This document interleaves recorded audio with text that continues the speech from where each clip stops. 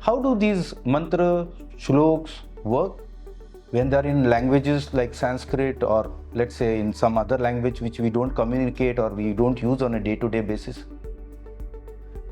How do these shlok mantra hymns work? You work on a laptop? Yes, Which model? I don't remember. Which brand? That I remember, Dell. Dell. Okay. So Dell sells laptops in several countries. Correct. Some countries don't have English. The keyboard is not in English. You have an English keyboard. Yeah? Now suppose you're producing an output. Say a Word document or an Excel sheet, spreadsheet, or a PowerPoint presentation. You have MS loaded in it. Windows, MS Windows loaded in it, right? If I'm in China and I have a Chinese keyboard and I'm creating a PowerPoint presentation, I am typing in Chinese, Mandarin, whatever. The laptop created by Dell understands Chinese? No, laptop is not trained to understand Chinese. The laptop understands Marathi? No. So the laptop converts the communication that you type on the keyboard into binary digits 0 and 1. Correct. And then the machine can understand the binary digit language. And the machine can produce the output which you understand in your language. Okay? So what has happened? There has been a transmission from your end, there has been a processing inside the laptop, and there has been An output. an output. So input, process, output is happening. Input, process and output is a law of the universe. Your question was stotras and mantras and hymns, whether they work. So what is a stotra or a mantra? It is a composition. Correct. It creates an input in a particular language. So it could be a Sanskrit shlok, or it could be an English hymn, or it could be an Arabic hymn or a chant. The cells of the body convert the language into a universal language. Are you telling me that the Arabic anger is different from a Roman anger, is different from a Tamilian anger? The anger is common.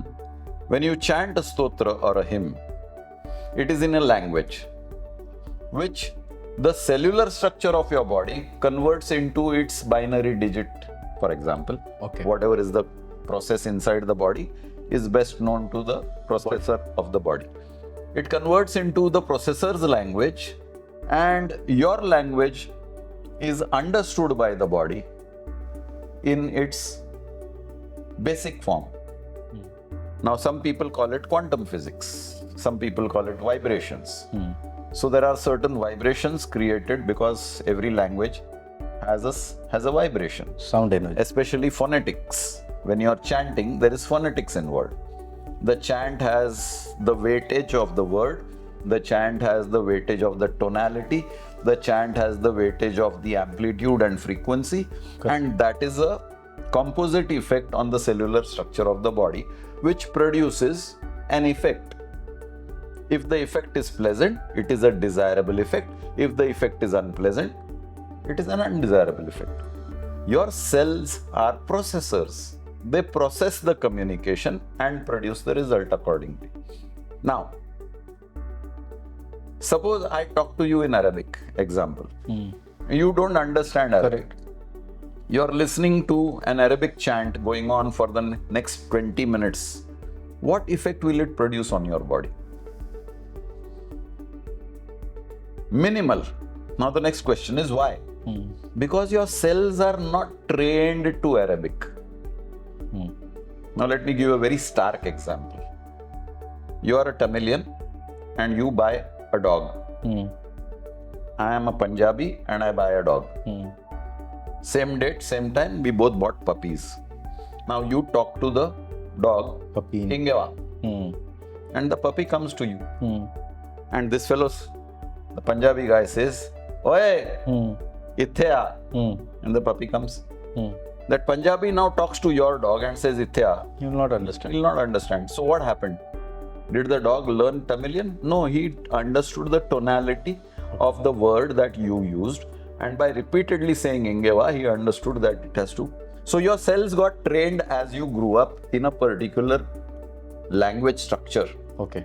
and your cells now understand Sanskrit or Tamil or English or Marathi or Arabic or Roman. And then the cells start responding.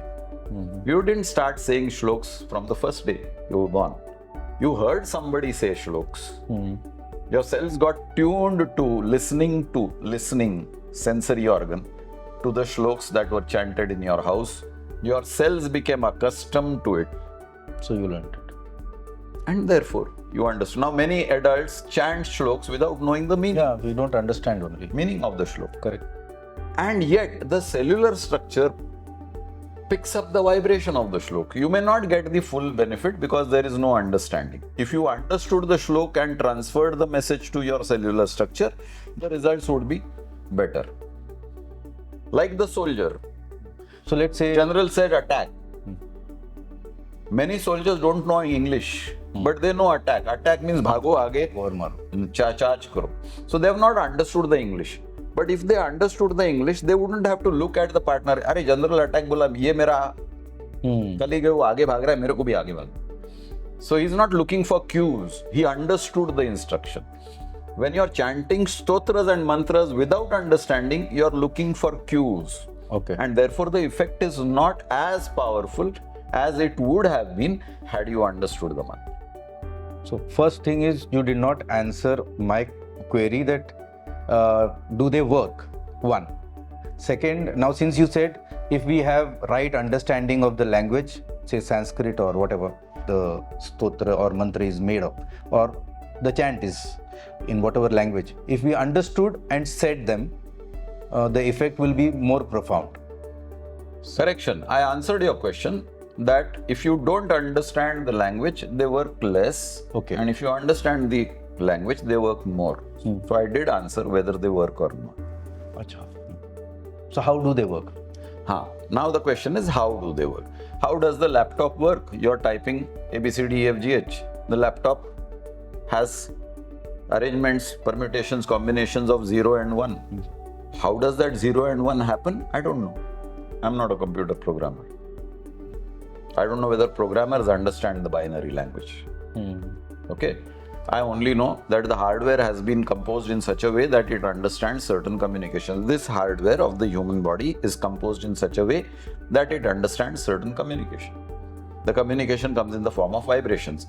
In the laptop, it comes in the form of keyboard. In phonetics, it comes in the form of vibration. So when I am chanting a stotra or a mantra, there is a phonetic and there is a meaning. When the phonetics and the meaning are understood, the effect is higher. When only the phonetics are operating and the meaning is not there, the effect is lower. Are there any specific stotra, mantra, hymns you would like say to advise? Yeah, because you are using the word stotra and mantra, many people will probably not connect. So let's use a word which is easily understood. These are essentially affirmations.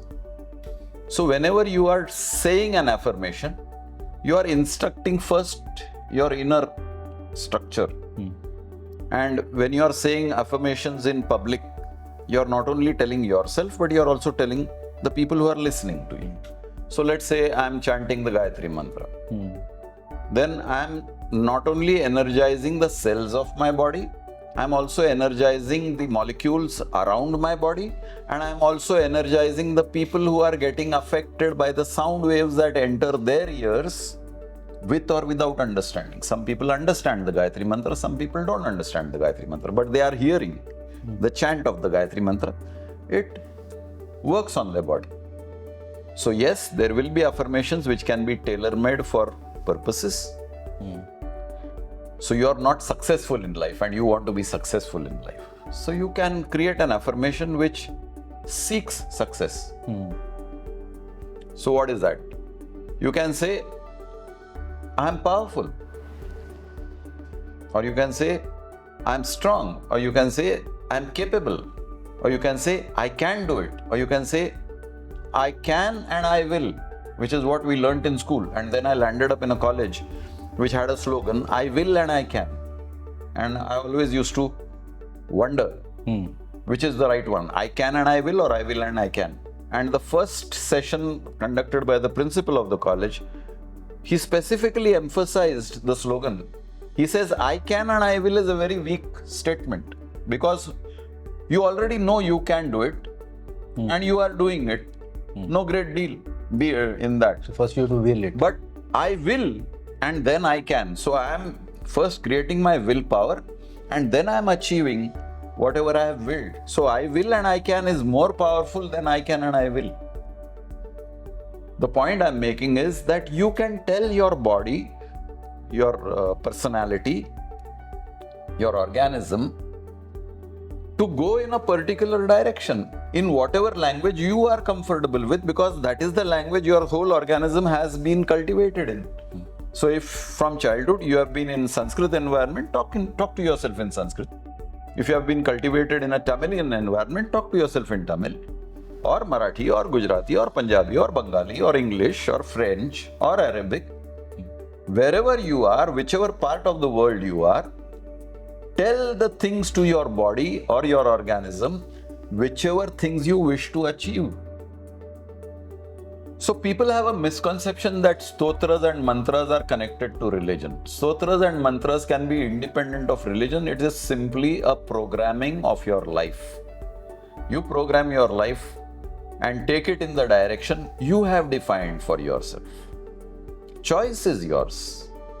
Whether it turns out to be the right choice or the wrong choice depends on, again, majority, minority. If majority people like your choice, it's a good choice.